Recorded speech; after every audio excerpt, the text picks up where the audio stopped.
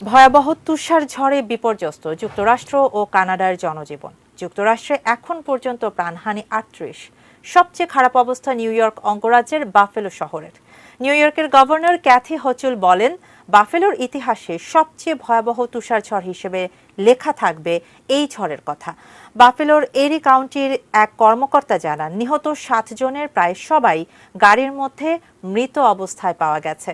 Vermont, Ohio, Missouri, Wisconsin, Kansas ও কোলোরেডোতে মারা গেছেন বেশ কয়েকজন। বাতিল হয়েছে হাজার হাজার ফ্লাইট। বিভিন্ন অঙ্গরাজ্যে বিদ্যুৎবিহীন অবস্থায় রয়েছেন ২ লাখ মানুষ।